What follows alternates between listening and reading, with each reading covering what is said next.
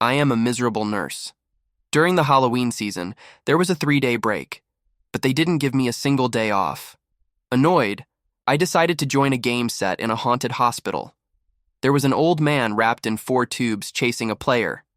I ran forward and pushed him back into the chair. Effortlessly, I reinserted the 4-way line and scolded him. "It's just for the IV. Stop moving. Do you think you're in a movie making a scene like that? If you keep moving, I'll tie you to the chair." The old man blinked in confusion, looking twice before speaking. "Sorry to cause you trouble, Miss." At night, the ghosts of children began to run and laugh wildly down the hallway. I grabbed each child by the hand. "If you don't stay still in the ward, I'll give you an injection." Why did I have to keep working even in a game? I was so tired. The other players screamed, "Anna, that's a ghost." "Aren't you afraid?" I scoffed. "Sorry, but us wage slaves carry more resentment than any ghost. Welcome to the Hospital of the Dead. Current session number 20. 16 years ago, Lino Hospital was abandoned. However, some people claim to have seen lights on at night and that it seems full of activity. Doctors and patients who died long ago reappear. Mission: you have 7 days to discover what happened 16 years ago at the abandoned hospital. Enjoy the game and remember, the sooner you die, the sooner you reincarnate. After hearing a chilling electronic buzzer, I appeared in the outpatient lobby of a hospital. At first glance, it looked a lot like my real-life workplace, only more dilapidated. The walls were stained yellow and the lights flickered dimly. Around me were players who had also been transported here like me. By their appearance, they had arrived earlier and had already formed their groups. They looked at me warily. The last time I found myself surrounded like this was when a patient bled out after pulling out a needle. The patient's family was furious and demanded an explanation, refusing to let me leave. I would have to face something like that even in a game. "Please, no more. I'm just a poor soul who had the bad luck of working 3 night shifts in a row during the Halloween season." Meanwhile, unbeknownst to me, on a broadcast for viewers, comments were raining down. "What's happening? Is she an NPC or a player? She has to be an NPC. Look, her clothes are the same as the NPCs. She didn't come out of the player tunnel. There are 20 players counting her. What kind of idiot would dress like an NPC? Does she think she has a better chance of surviving that way? Watch out, she might end up being bait for the final boss." A player who seemed to be the group leader looked at me suspiciously. "You're a player too, so why are you dressed like that?" Aha! Here it came. It was bad enough dealing with the nursing department keeping me under constant surveillance with surprise inspections every day. Did he want to provoke me? Not a chance. Undershirt.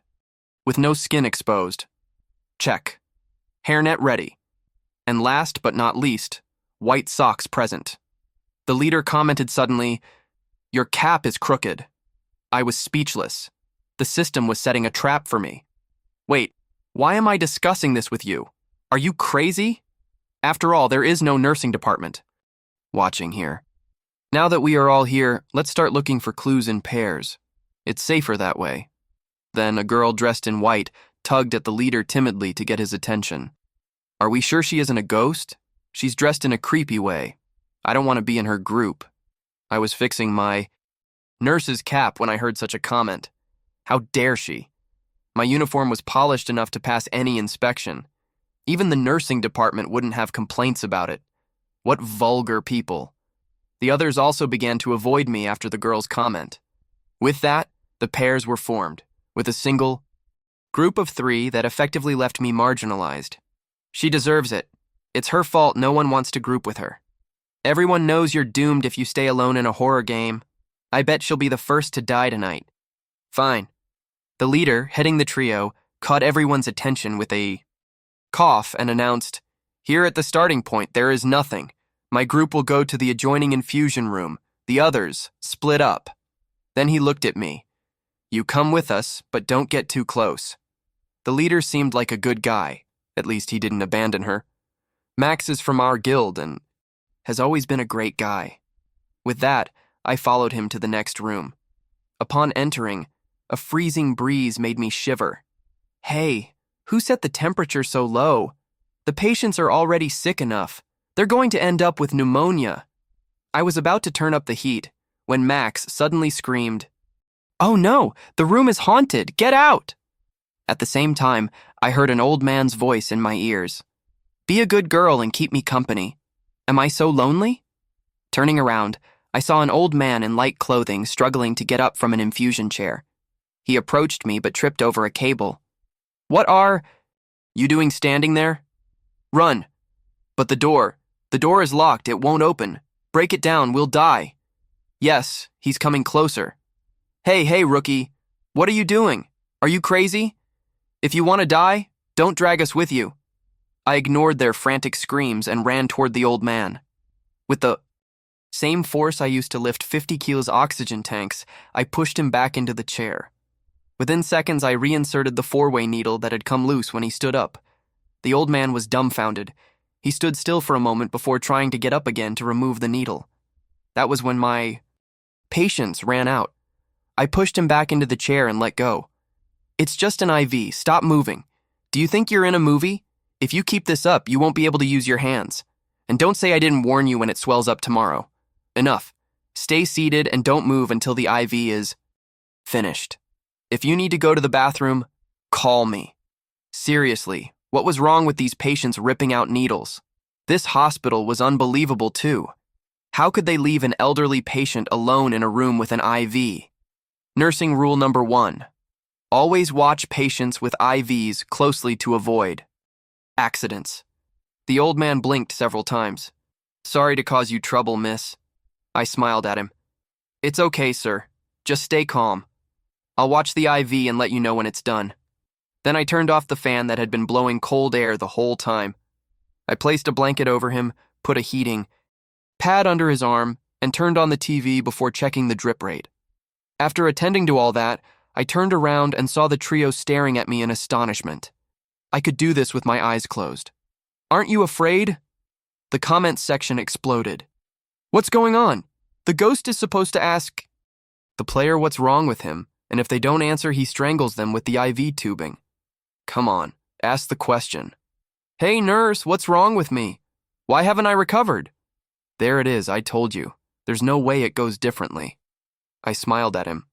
"It's just a mild fever, nothing to worry about. When the IV is done, take the medicine and you'll be fine. Make sure to keep warm. It's easy to catch a cold with the changing seasons. Just a fever. Okay, I'll let you get on with your tasks. I'll call you if I need anything." "Boss, the door is open. Let's go." I locked eyes with the leader. "Who are you really?" I stuttered for a moment. Well, I was a beast of burden, worked without rest. After attending to the old man, I sat at the nursing desk to review the messy documents. "Girl, are you here to play or to clock in? Maybe there are clues here." The leader thought for a moment before ordering, "We stay here. Help her look for clues since it's safe for now, but if you're scared, you can leave. You won't be able to get out without finding clues first anyway." I quickly reviewed the documents on the desk and in the cabinet. I carefully observed the medical order, sheets, IV logs, and work shifts. As I examined the documents, something white caught my attention out of the corner of my eye. Looking up, I only saw a blurry figure. Night shift handover. 300 patients, 0 discharged, 0 transfers, 1 deceased, 0 new admissions, 0 incoming transfers. Current patient total, 299. That was the year the hospital was abandoned. After reviewing the information, a great concern arose. Throughout the year, the hospital admitted no new patients. Meanwhile, existing patients were not discharged or transferred, but died one by one until the count reached 0. That was abnormal. I checked the medical order sheet again. 88 units of glycerin suppositories used in nebulizations, 500 milliliter of saline solution, 15 g of potassium chloride per liter of blood collected, 1,000 bottles of saline for IVs. Nursing rule number 2. If the doctor gives questionable orders, disobey them. That was how they killed the 300 patients with these ridiculous medical orders. I looked at the logs again. The content was very messy. There were countless lines written in frantic handwriting. "He has returned. I was wrong. Let me go." Before I could understand it, the old Man called me. "Nurse, please help me remove the needle." "Sure." I got up quickly to attend to him while the others continued checking files. "Thank you." Then he blurted out something unexpected. "If only they had given me antibiotics back then." What did he say? I removed the needle without a drop of blood coming out. "I can't say more. Dawn is coming. I have to go." The old man's body became increasingly transparent. Before disappearing, he gave me a serious look and said one last phrase: "Inpatient department." Only then did I realize that daylight was already entering through the windows. The sky was beginning to brighten. The flow of time inside the game is different from real life. During the day, it is safe in the game, but that also means clues won't appear, as anomalies only emerge at night. The longer we spend in the game, the shorter the days will be until eternal. Light covers everything. When that happens, we will be trapped here forever. We haven't introduced ourselves yet. I'm Max. I can see you're very competent. I think we can team up and win the game together. I'm Anna. The other two players still sounded suspicious. She probably just got lucky. Why? Is she putting on airs? She's just a nurse. I scoffed. Just a nurse. Us nurses are a 3-in-1 package. Special forces, high-level babysitters, and efficient maids, all at the price of cheap labor.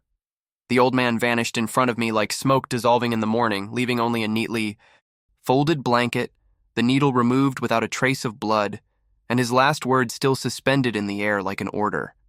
Inpatient department.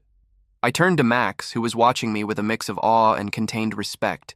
He was a tall man, 30-something, messy, light brown hair, gray eyes like surgical steel. He had stubble and the look of someone who hadn't slept well in weeks. He wasn't exactly handsome, but he had that presence of someone who has been in charge and doesn't say it out loud. "What was that?" asked one of the other players, a thin young man with a scared face and a t-shirt that said Pro Gamer. "A clue," I replied without looking back. "Let's go to the inpatient department." No one objected. After what they had just seen and how little I seemed to be upset, it was easier to follow me than to argue. The hospital creaked as we walked. The lights flickered in an intermittent pattern, as if the building were breathing. The hallway plaques were rusted, but the direction was clear. Inpatient North Wing. When we arrived, the doors were locked with a thick, rusty chain and a padlock that looked more decorative than functional. Approaching, I noticed something on the wall next to it. A dusty bronze plaque, but still legible. "In memory of service rendered, 1986-2009. "Is that blood?" asked Max, pointing to a dark stain under the plaque. "Dry, very old." I crouched down and touched the stain with a glove. It was thick, cracked. Someone had tried to clean it, but not enough. Max found a side door partially open. We went through one by one, and what we found on the other side was a complete nursing station frozen in time, boxes of IV fluid, messy folders, dusty sheets, beds still with body imprints. I approached the central desk. A framed sign read, "Night Shift, Nursing Supervisor, Dr. Elena Ruiz." My stomach churned. That name wasn't unfamiliar to me. "Did you know her?" asked Max. "She was my supervisor at another hospital when I was an intern. She died years ago, or so I thought." There were folders everywhere, many with identical labels. "Accelerated discharge protocol." I took one and opened it. The sheets were medical orders, but the treatments were absurd. Repetitions of baseless medications, crossed doses, and in almost all cases, notes like improvement not recorded or stable condition, continue same. "Did you see this?" asked Max, handing me another folder. It was a list of patients with identical diagnoses. Persistent fever. All of them treated with the same cocktail of drugs regardless of age, history, or actual symptoms. "It's the same protocol they applied to the old man," I said. His chart also said, "Persistent fever." We kept looking. In a box covered in dust were transfer forms, all empty. No patient was transferred. The dates showed months without any movement. The number of patients went down, but not because they got better. They died, and no one came in their place. And the doctors murmured. "Did none of them notice?" Max held up a laminated sheet. "This isn't a medical order. It's a memo. Look." It was an internal directive sent by physical mail. Effective July 1st, discharges must double to meet budgetary goals. Adjust treatments as needed. Below, a signature. Dr. Elena Ruiz. She authorized this? I asked, unable to stop my voice from trembling a little. It seemed so. I sat heavily on a broken chair. I didn't know if I was more angry or tired. A draft of icy air swept through the room, lifting papers in a silent dance. One of them fell right in front of me. I picked it up. It was a shift sheet. Night shift. Ward nurse, Anna. Date, October 14th, 2009. That wasn't possible. In 2009, I was in high school. There was no way. The cold crept up my back like a misplaced needle. Max looked at me more seriously than before. What is going on with you? I don't know, but there is a record with my name here. Someone put it here. I walked to the main filing cabinet. One last sheet hidden at the bottom had a single message written in black marker. They weren't errors, they were goals. And below, scrawled fiercely, Patient 299 has not yet been discharged. Max took a breath as if he needed to steady himself before speaking, but he was interrupted by a soft, prolonged sound, like a sigh trapped in an old pipe. It came from the left hallway, where a slightly ajar door let out barely a thread of yellowish light. There shouldn't be electricity in this wing, muttered Max. I shouldn't be registered here since 2009 either, and yet there was my name written in firm ink. At this point, logic was a luxury we couldn't afford. I pushed the door open. The air inside was heavy, laden with the smell of old disinfectant and dampness. The room was intact. As if someone had left 5 minutes ago, gurneys with stretched sheets, trays with prepared syringes, and a heart monitor still on, showing an intermittent flat line. On the central desk, a red folder. The color stood out like a warning. I approached and opened it. Inside was an old voice recorder, the tape kind. Next to it a label. Night shift. Do not play if not prepared. What kind of warning is that? Whispered the thin boy. The gamer was about 20 years old. Pale skin, eyes sunken from fear and insomnia. His black hair fell messily over his forehead. The kind of warning we always ignore, replied. I pressed play. First silence, then overlapping voices, as if many people were speaking at the same time from different points in the room. Muffled moans, coughing, a woman crying, a man whispering, "Don't leave us here."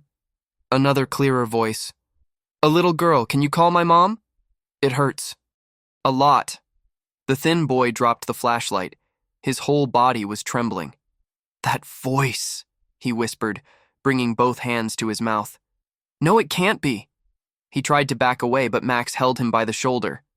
I saw his face clearly for the first time.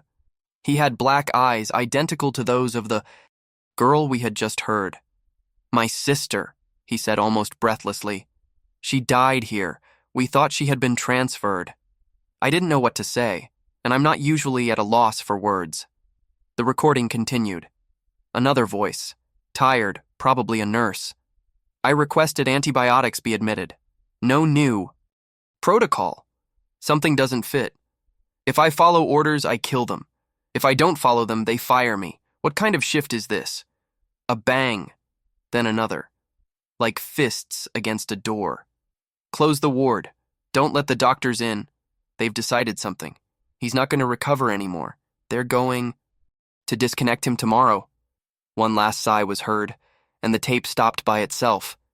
There was no ending, no closure, just silence. Max looked away. His gray eyes moistened barely, jaw clenched. "This isn't just a game," he said finally in a low voice. "Someone put our stories in here." I approached the thin boy and tucked his hair behind his ear, as I would with a distressed patient. "Listen to me. Today there is no protocol to follow. If your sister stays here, none of us leave." He nodded with held-back tears. Then I saw it. On the wall of the room, partially hidden by a torn curtain, was a white panel with unlit buttons ripped out almost forcibly. Patient call system. The main cable was cut. I followed it with my eyes to the floor. The end was bloody. I didn't believe in ghosts anymore, but I did believe in desperation. "That girl called," I said quietly. No one answered. Max walked toward me. He said nothing, but he stayed by my side. For the first time, I felt he wasn't just another player. The silence in that room didn't come from the dead. It came from the living who decided not to listen. And that was the scariest part. Max stood beside me in silence. The boy was still kneeling, his gaze lost on the recorder, now mute. No one spoke. The air had become thick, as if every unspoken word weighed too much. "We have to keep going," I said finally, my voice firmer than I felt. "If we stay here, we're just listening to how someone died. We have to find out why." Max looked at me, not with doubt, but with something resembling silent agreement. The rest of the group slowly left the nursing room, as if every step were costly. I was the last. In the hallway, I found a rusty medication cart with a pile of folders stacked haphazardly. While the others moved forward, I began to review the documents one by one. They were old medical orders, all repeated. Administer saline 500 ml without interruption. Potassium chloride supplement. Repeat dose. Discontinue antibiotics. I stopped dead. "Here," I called Max. "Look at this." He came closer, and I showed him an order written in hurried handwriting. "Patient with persistent fever. Do not indicate antibiotics, only fluid therapy." "That's the opposite of what should be done," he said, frowning. "Who signed?" The signature was blurry, but the name was clear. Dr. Elena Ruiz. That woman again. The thin boy approached slowly. His face was swollen from crying, but his eyes were no longer lost. There was rage now. "My sister had an infection, not a fever. They said so later."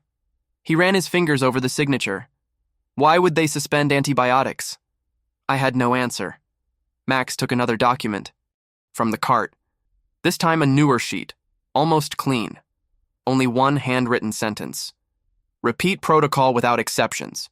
Nothing must change before he arrives." "Who is he?" I asked.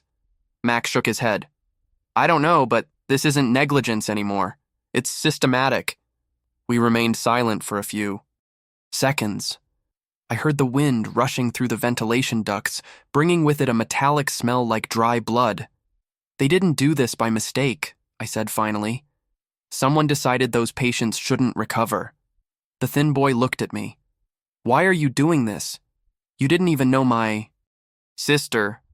I crouched by the medication cart and began organizing it as I did on my real shifts. A tray, a compress, a label, everything in its place. Because if I don't, this stays like this and no one listens again. He swallowed hard, trying to control the trembling. Max watched me in silence. There was something different in his look. Not fear, something more like respect. "There's another file," he said, pointing to a jammed drawer. I opened it with a sharp blow. Inside a sealed folder. On the cover, a number written in red marker. 299. I felt a chill.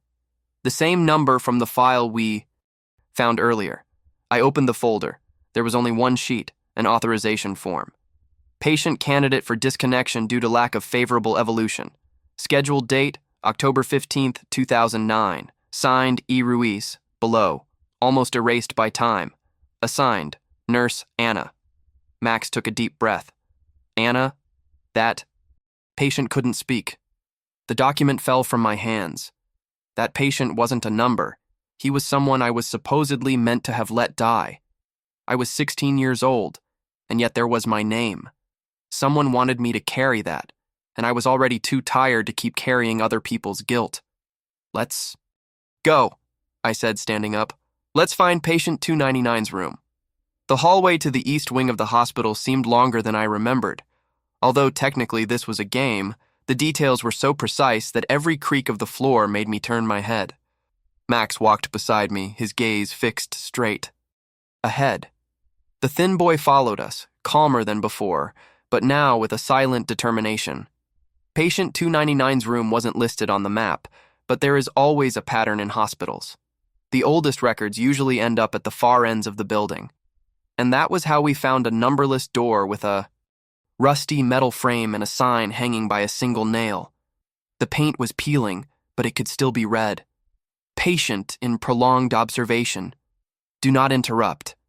I opened the door without asking. The room was dark, except for a bluish light flickering over a single bed. Lying there was patient 299. He was an older man, very thin, with skin like crumpled paper. He had no nasal tube, no IV, no visible machines connected, just an ID bracelet with that number. He breathed slowly, very slowly, as if he didn't know if he should keep doing it. Max stepped forward, crouched beside the patient, and checked his pulse with 2 fingers, as if he still wasn't sure this was just a game. "Is he alive?" I asked quietly. "Weak pulse, but stable." He stood up. "It shouldn't be possible. In this simulation, no one should be alive without an assigned function." "Then it's not a simulation," I murmured. "It's an echo. Something got trapped here." I approached the bed. The man's eyes were open but lost. He didn't react to seeing me, just mumbled something between his teeth, inaudible. "Sir, can you hear me?" His lips moved again. I leaned in. "It's not fever." I frowned. The same phrase as the previous old man. "Where does it hurt?" I asked, as if I could really help him. His eyes suddenly focused, and then he said it. It wasn't fever. It was hunger. It took me by surprise. Hunger. He tried to raise his hand, but he was too weak. His voice was a sigh. "They left us here without food. Only saline, only liquid, days, weeks." I froze. Max pressed his lips together. "That's not negligence. That's torture." I looked around. There were no trays or nutrition logs, just old papers at the foot of the bed. I took one. Passive life support protocol. Avoid oral stimulation. "This isn't medicine," I said with contained rage. "This is extermination." The old man looked at me. "My name is Luis. May I know your name?" "Anna." His eyes softened. "Ah, you were kind once. You put a blanket on me." His voice cracked. I didn't know if he was talking about the real past or an illusion, but I nodded. "I'm here now. I'm not going to leave." He smiled, barely. For the first time since we arrived, his eyes seemed at peace. And then the unexpected happened. The blue monitor beside the bed blinked. A word appeared. "Medical discharge in process." Max and I looked at each other. "How?" A soft beep. Luis's pulse slowed. It wasn't painful. It wasn't dramatic. It just ceased. I saw him exhale with his eyes still open, but at peace. The monitor changed once more. "Patient 299, final discharge." And below another line. "New assignment, Dr. Max." "What?" Max took a step back. "What does that mean?" Then we saw something in the corner of the room, an old coat rack. Hanging on it was a doctor's coat with his name, Dr. Max. It wasn't dirty or old. It was ready to be worn. "Max," I said to him, trying to stay calm. "Did you work here?" He shook his head, but not with certainty. "No, at least not at this hospital." "Are you sure?" He didn't answer. His hands were shaking. I walked over and took the coat from the rack. In one of the pockets was a handwritten note. "You knew what was happening and did nothing." Max's face crumbled. "That's not true," he said. "I tried to report it. They silenced me. They fired me. In this hospital, not another one. But now I don't know if there's a difference anymore." We stood in silence. Luis's body began to fade like dust in the light entering through the broken window. And I knew this wasn't a simple game. It was a trial for all of us. The doctor's coat still hung on the rack when we left the room. No one dared to touch it again. Max walked in silence, his gaze fixed on the ground, as if every step took him further from a truth he preferred not to face. The hallway seemed longer on the way back. Or maybe it was the guilt stretching out between us. When we reached the staff break room, I pushed the door hard. The room was frozen in time. A kettle full of mold, a broken coffee machine, and a table with cups still poured. A dusty calendar hung crooked on the wall. October 2009. The 15th was marked with a red circle. "The day Luis was disconnected," I murmured. Next to the calendar, a small bookshelf. I checked the shelves among medical manuals, protocols, and binders. In the back, I found something different. A navy blue notebook with worn edges. The ink on the cover, almost erased, read, "Shift log, Anna." I froze. "Is this yours?" asked Max, approaching cautiously. I nodded, though not with certainty. I opened it. The handwriting was the same as mine. The first pages were boring, schedules, tasks, simple clinical notes. But after the halfway point, the writing changed. It became fast, shaky, as if the hand writing it no longer knew if it wanted to tell the truth or survive. Today, they changed the protocols. They ask us not to respond to alarms. No antibiotics or food. They say it's not our decision. They say just comply. A patient asked for his wife. I didn't know what to say. I haven't seen her for days. They won't let me talk about it. Tonight, we disconnected another one. They passed it off as brain death. I saw him breathing. I saw him. I felt my veins turn to ice. Not just because of what it said, but because I remembered it. Not the facts, not the faces, but the feeling. That mixture of helplessness and routine. That way horror becomes normalized when it happens in silence. I turned the page. I'm so tired. This shift never ends. There is no replacement, no relief, only silence and orders I don't understand. If someone finds this, please, ask about the patients, not about us. We don't matter. Anymore. My vision blurred for an instant. I closed the notebook firmly. Max looked at me, but not with fear. It was something more intimate, as if he saw something in me that I couldn't see. You don't have to carry all this, he said. I already carry it, I replied, sitting in one of the plastic chairs. Not just here in real life, too. Every time a patient dies alone, every time a colleague cries in the bathroom, every time they tell us it's just a job. A few seconds passed before he sat across from me. I filed a report, years ago at another hospital. Falsification of records. Patients medicated without consent. I thought I was doing the right thing, but they covered it up. They said it was an administrative error. They labeled me a troublemaker. They got me out without a scandal. That's how it works, I said. They make us feel that being right is being problematic. Max laughed humorlessly. Maybe that's why we're here.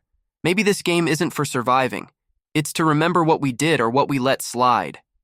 I looked at the clock on the wall. It was stopped at 03:17, an hour that seemed eternal. This shift never ended, I said. Not for me, not for you, not for any of them. Then the sound of a bell made us turn our heads. A small light turned on the call board. Room 304. That's impossible, said Max. That system was cut. I got up immediately. Then it's time to attend. I took the notebook, put it in my uniform pocket, and walked toward the break. Room exit. Behind me, I heard Max's soft voice. Anna! I turned. When this is over, if we get out, would you have a coffee with me? I didn't smile, but my eyes did. If it's not from that filthy machine, I'll think about it. And we kept walking through the hospital that still wouldn't let us go. We followed the call panel to the end of the hallway, where a signless door led us to an emergency staircase. The access sign was torn, and yellow tape crossed the entrance with a barely legible message, "Restricted authorized personnel only." Max tore the tape without hesitation, and we began to descend. The air changed with every step, becoming denser, damper. It smelled of old disinfectant, rusty metal, and something else, something chemical, like a laboratory abandoned for too long. The stairs ended at double steel doors, windowless. I pressed the handle. It was unlocked. The room that was revealed was huge, lit by an intermittent row of fluorescent lights. The walls were lined with shelves full of medical boxes. Sealed on each were handwritten labels, formula codes, names of experimental compounds, no lab logo, no recognizable pharmaceutical company. This isn't a common storeroom, I murmured. Max took a box from a shelf. Inside, dozens of vials with red caps. They had no official labels, just a marker note. Solution B12, internal use. Ruiz protocol. B12 isn't administered like this, I said quietly, and certainly not without clear doses. I approached a binder, attached to the shelf. It was a clinical record. Patient numbers, dates, reactions to doses, words like collapse, accelerated deterioration, non-viable, repeated page after page. They were conducting illegal clinical trials, I said, feeling my fingers tremble. Without consent, without an ethics committee. Max looked at me, his gray eyes dark with rage. This wasn't negligence, this was intentional. At the back of the room was another smaller door. Max pushed it open with his shoulder. Behind it was a makeshift laboratory. Centrifuges covered in dust, analysis equipment unplugged, tubes with coded labels. In the center, a built-in fridge with 19 blood bags. Some were expired, others with dried stains as if they had leaked and no one had cleaned them. "Why so much blood?" asked Max, looking at the bags. I didn't answer. I was reading a sheet taped to the wall, yellowed by dampness. Objective: observe physiological deterioration without intervention. Collect samples every 48 hours. Justify inactivity with diagnosis of persistent fever. I felt nauseous. They didn't treat them. They let them die slowly as part of the experiment. Max slammed his hand on the nearest saw table. The crash shook empty jars, but it didn't relieve anything, only revealed the obvious. A structured, meticulous, scientific crime had been committed there. Then, behind us, movement was heard. Someone was watching. We turned at the same time. A man was in the shadow of a column, dark skin, short, thinning hair, about 35 years old. It was one of the players, one who never spoke, who always walked at the back of the group. He had followed us. "Did you know about this?" asked Max, advancing toward him with a hardened face. The man didn't answer immediately. After a moment, he lowered his "Yadao. I was an intern here 16 years ago." I approached carefully. He had no expression of guilt or defense, only exhaustion. "What did you see?" "Files disappearing, patients who stopped receiving food but stayed alive for days. They told me not to ask, that it wasn't my place." "And what did you do?" "I went to HR once," he murmured. "They summoned me. They told me if I made noise, I'd never work in another hospital." He paused. "So I left. I never spoke." Max clenched his fists. I saw him hold back, taking a deep breath, like someone swallowing a sentence. "And now you're here," I said. "Trapped like us." The man nodded with resignation. "I guess someone thought I should also remember what I saw." I looked around at the dusty jars, the blood bags that once belonged to people who trusted this place. And I thought of all the times someone like me, a nurse, invisible, functional, had cleaned up the traces of a decision she didn't make. Because in this place, the dead weren't upset about dying. They were upset because no one fought for them while they were still breathing. The man stayed back. As if he didn't want to bear our gaze, I didn't blame him either. There are silences, cultivated for years, and when they finally come out, forgiveness isn't expected. Just a little air. Max and I left the lab without speaking. The hallway we returned to seemed darker than before. Or maybe it was that we carried the shadow with us. We walked up the stairs in silence, one behind the other. I didn't know if I wanted to scream or sit on the floor and cry, but I couldn't do either. Not yet. When we reached an empty waiting room, he stopped. "I need a minute," he said. I nodded and sat on one of the plastic chairs. The place was covered in dust, but the wall clock still worked. It marked 04:08. The shift continued, endless. Max walked to the window, though there was no landscape, only the dense darkness of the hospital. He leaned his hands on the sill. "I'm not who you think I am," he said without looking at me. I waited. 6 years ago, I worked at a private hospital. It had a good reputation. I was assigned to a clinical trial, a real one with approval, or so I thought. New treatments for terminal patients, but I started noticing irregularities. Protocols repeated in unindicated cases. Patients without family were prioritized. Medical notes that changed from one day to the next. He turned around. His gray eyes were no longer cold. They were two open wells. I reported it internally, then to the press. No one published it, No one wanted to take the risk, and then they closed the doors on me. I was left without a job. They put me on blacklists. I even had to leave the country for a while.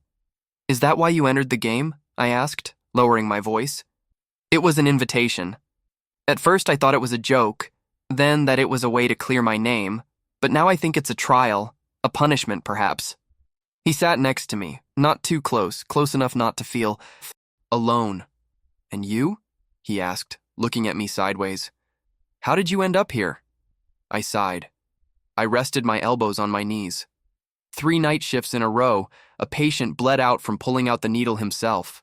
The family screamed at me. The hospital blamed me. No one defended me. Then they denied me. The only break I had asked for in months. I entered the game because, why not? It was that, or keep watching the living treat us worse than the dead. We looked at each other not with pity, but with recognition, as if finally someone understood the silent language of professional despair. This is over, Max said, breaking the moment. I want to go out with you. I laughed, not with joy, but with exhaustion. Are you sure? You barely know me. I'm unbearable, cynical, and I hate people who leave the monitor above 80. He smiled for the first time with sincerity. Perfect. That way I don't have to pretend I'm better than I am.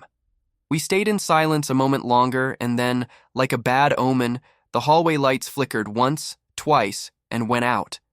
The hospital had stopped following its schedule, and we knew what that meant. Dawn wasn't coming. The silence after the blackout was total. Not that kind of silence where you still hear electricity or distant murmurs. No. This was thick, complete, as if the hospital had stopped breathing. I got up immediately, instinctively patting the pocket where I kept my flashlight. I turned it on. The light was weak, flickering, as if it also knew something had changed.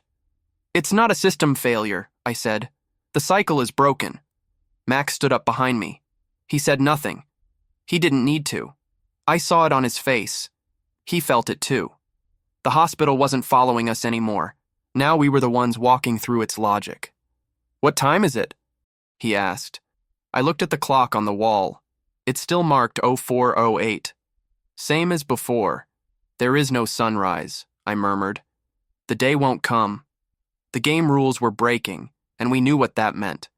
We were reaching the end, and not everyone was getting out. We advanced through the gloomy hallway. Every shadow seemed denser. The echoes of our footsteps sounded louder. The doors that were previously locked or blocked were now ajar, as if someone or something was inviting us in. Where are we going? Asked Max. To the nursing station, I replied.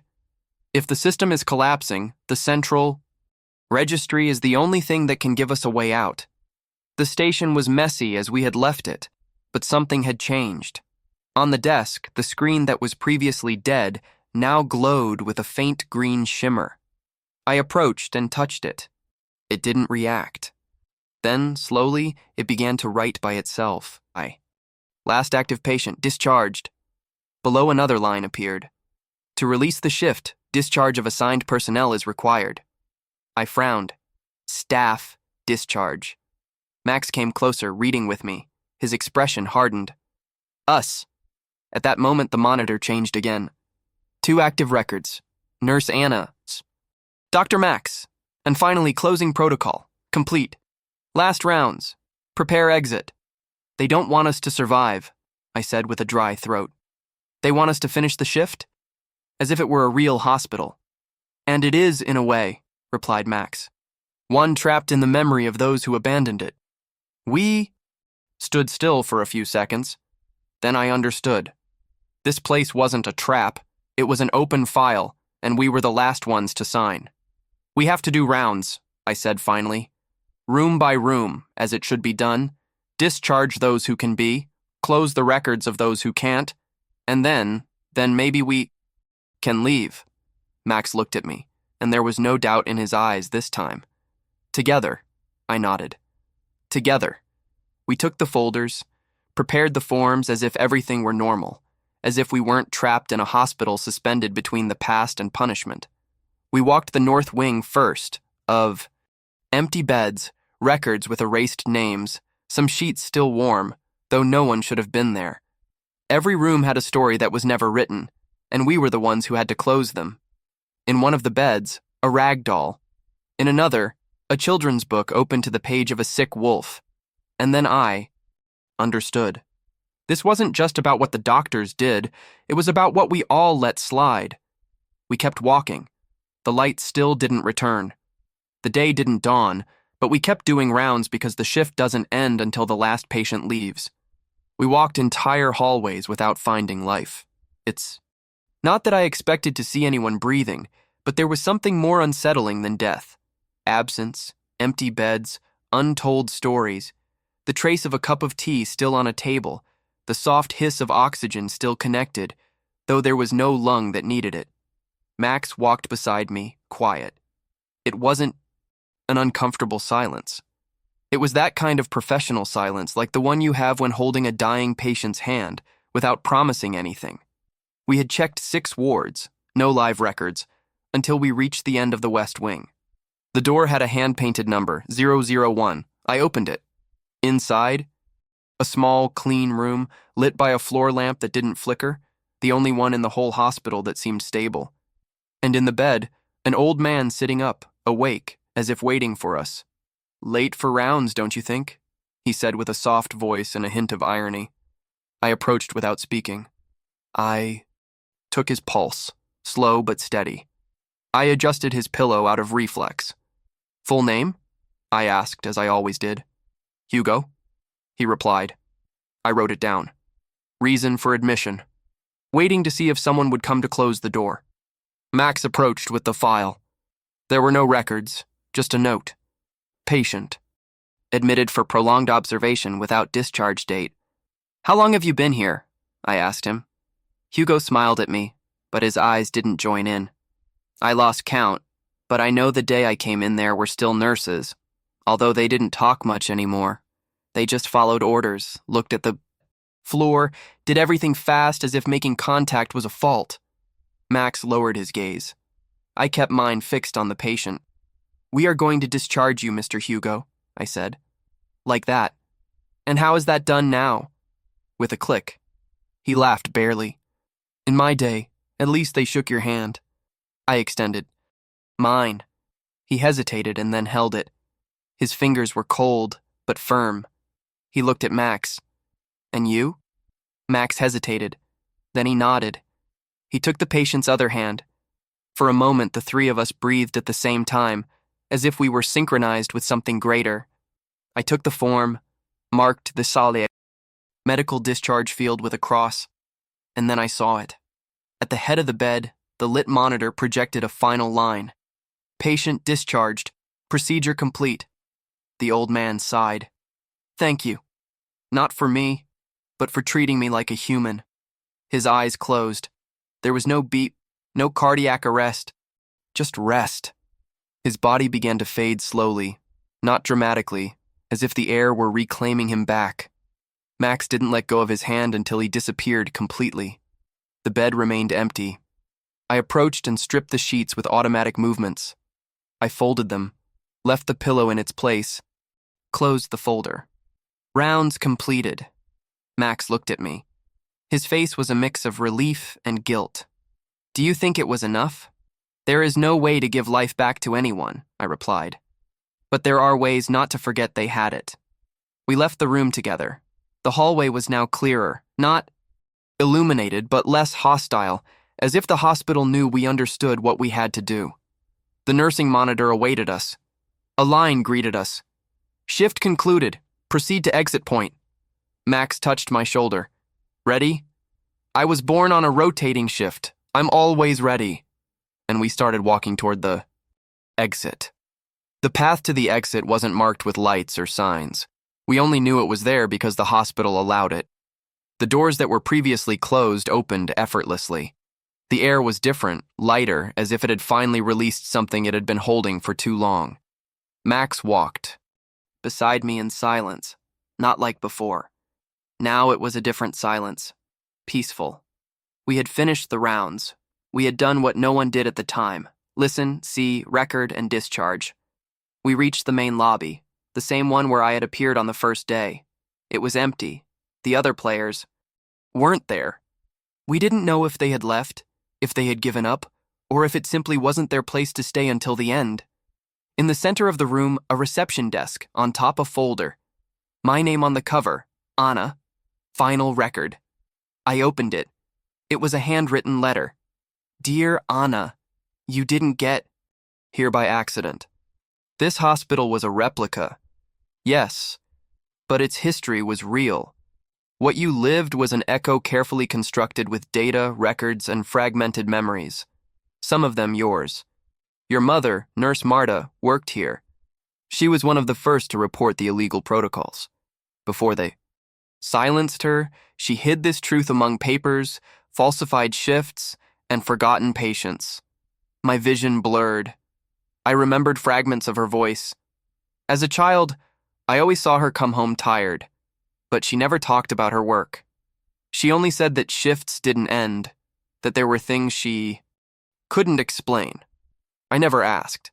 We wanted you to see what she saw, to understand it, because you are still alive and have something many didn't have, the opportunity to speak. This game wasn't a punishment. It was a reconstruction, an exercise in memory, an interactive archive. And you, Anna, are the last piece. At the end, there was a smaller paper, a reporting form already filled out. Only a signature was missing. My signature. I took it with trembling hands. The pen was next to it. I signed it. When I looked up, the main door of the hospital was open. The light of the real dawn was filtering through the glass this time. Max was beside me. In his hand, he also had a folder. His expression was different, not of guilt, but of purpose. And now? He asked. Now we go out and talk. We crossed the threshold together. The light blinded me for an instant, and then I was back in the first real world. A quiet street, a common morning, an abandoned building behind. Max waited for me at the foot of the steps with 2 coffees in his hand. What's your excuse for not accepting one? That it's instant, I replied, taking the cup. We sat on the curb. No one else seemed to know what had happened, but I knew something had changed. Hours later, I received an email. Investigation reopened, Central Hospital 2009. And right below, another line. Main declarant Anna. I smiled. Not because it was easy, but because finally the shift was over and I was awake.